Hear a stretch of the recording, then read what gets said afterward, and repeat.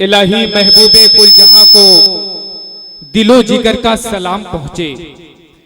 इलाही महबूबे कुल जहां को दिलो जिगर का सलाम पहुंचे। नफस नफस का दुरूद पहुंचे, नजर नजर का सलाम पहुंचे। और बिसात आलम की उसतों से, जहाने बाला की रिफतों से मलक मलक का दुरूद उतरे, बशर बशर का सलाम पहुंचे। हाजरीन गिरामी, जब भी नाते नबी सल्लल्लाहु अलैहि वसल्लम पढ़ी जाती है तो हमारे दिल की कैफियत अजीब हो जाती है। मदीने की गलियों का तस्करा होता है तो हम बारगाह रब्बुल इज्जत में ये दुआ करने लगते हैं कि खुदा हमें उन गलियों का मुसाफिर बना दे, हम भी तेरे महबूब की ज़ियारत कर लें। लेकिन जब हुजूर की सीरत की बात होती है, जब उनकी हुस्न सूरत की बात होती है, तो हम ये सोचते हैं कि काश ख्वाब में ही हम नबी का दीदार कर लें। हम ये भी सोचते हैं कि सहाबा इकराम कितने खुश नसीब थे कि अल्लाह ताला ने उन्हें दुनिया में ही अपनी रजा का परवाना दे दिया था और रज़ी अल्लाह ताला अन्हु का लक़ब दे दिया था। लेकिन यह हकीकत है कि हम दुनिया में या ख्वाब में हुजूर का दीदार करें ना करें, लेकिन कब्र में तीसरे सवाल की शक्ल में हमें हुजूर का दीदार कराया जाएगा। अल्लाह करे कि हम तीसरा सवाल सही दे ले, वहीं से हमारी दुनिया भी संवर जाएगी और उक़बा भी संवर जाएगी। क्योंकि हकीकत यही है कि ये एहतमाम अंधेरों के रद में रखा गया, ये एहतमाम अंधेरों के रद में रखा गया, चरागे इसमें मोहम्मद लहद में रखा गया। अब मैं आपको गजल के दौर में लाना चाहता हूँ, वही गजल जिसमें बहते हुए दरिया की रवानी भी है, जिसमें कैफ भी है और मस्ती भी है, सोला भी है, शबनम भी है। वही गजल जो अदब की ऊंची चट्टान से गिरा हुआ एक ऐसा झरना है जिसमें न जाने कितनी मासूम दोशीज़ाएं अपने रेशमी बाल खोले डूबती उभरती नजर आती हैं। वही गजल जो जहनों को महकाने वाली खुशबू भी है और दिलों को तड़पा देने वाला दर्द भी। वही गजल जो नए पुराने जख्मों को छेड़ती भी है और मरहम भी लगाती है। वही गजल जो एक महकता हुआ वो फूल है जिस पर ख्यालात की शबनम टपकती है और लफ्जों के मोती बिखरते हैं। वही गजल जिसमें हुस्न मुस्कुराता है, इश्क पहलू बदलता है और धड़कनें अंगड़ाइयां लेती हैं। वही गजल जो हालात हाजरा की अक्काज भी है और फितरत के तर्जुमान भी। वही गजल जिसमें सदियां करवटें लेती हैं, लम्हे मचलते रहते हैं और वक्त जागता रहता है कि किसी के साथ शरारत जरूर करते हैं, किसी के साथ शरारत जरूर करते हैं, जो बेवफा हो मोहब्बत जरूर करते हैं। किसी के साथ शरारत जरूर करते हैं, जो बेवफा हो मोहब्बत जरूर करते हैं। किसी के साथ शरारत जरूर करते हैं, जो बेवफा हो मोहब्बत जरूर करते हैं। ये और बात हमें शौके बज़्म है, लेकिन अकेलेपन की हिमायत जरूर करते हैं।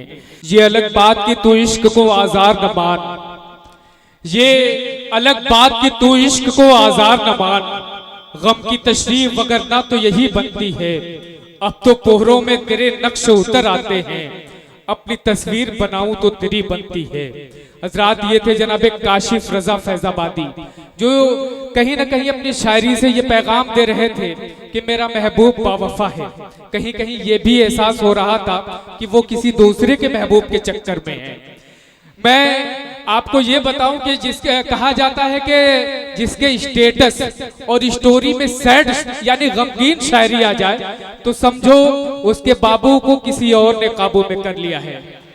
लेकिन ये हकीकत है कि काशिफ रजा फैजाबादी को उसकी मोहब्बत उसे मौसूल हो रही है बड़ी मुश्किलों के बाद। ये हमारा वो राजा है जो इश्क में कामयाब है। 20 तारीख को इसकी बारात जानी है और इसकी महबूबा इसके घर दुल्हन बनकर आएगी।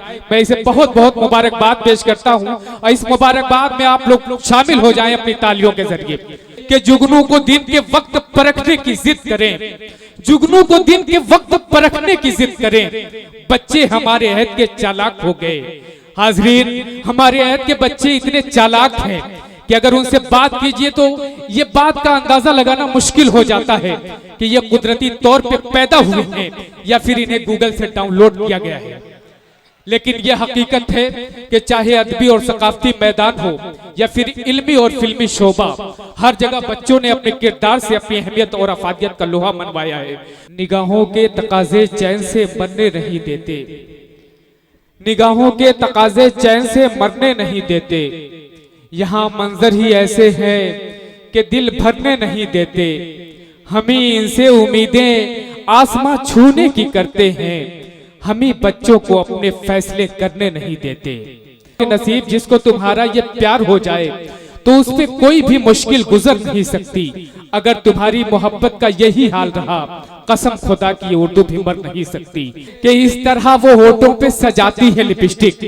इल्तिफातगंज वालों मजा लीजिएगा, इस तरह वो होठों पे सजाती है लिपस्टिक, लगता है लगाती नहीं खाती है लिपस्टिक। ये इल्तिफातगंज है, हर मर्तबा आपको ऐसे ही जागना है। इस तरह वो होठों पे सजाती है लिपस्टिक, लगता है लगाती नहीं खाती है लिपस्टिक। वो खुद तो अंधेरे में दिखाई नहीं देती, बस दूर से उसकी नजर आती है लिपस्टिक, बस दूर से उसकी नजर आती है लिपस्टिक। और जब भी उसे थोड़ा सा लगाता हूं गले से, फौरन मेरे कॉलर से मिटाती है लिपस्टिक। आपकी महफिल बड़ी कामयाबी के साथ आगे बढ़ रही है। फिर मुझे कहने दीजिए कि ये तेरे मेरे मिलने के पल आखिरी नहीं, ये तेरे मेरे मिलने के पल आखिरी नहीं है यार, मेरी कोई गजल आखिरी नहीं। और दुनिया रही तो प्यार जन्म लेगा बार बार, ये आगरे का ताजमहल आखिरी नहीं।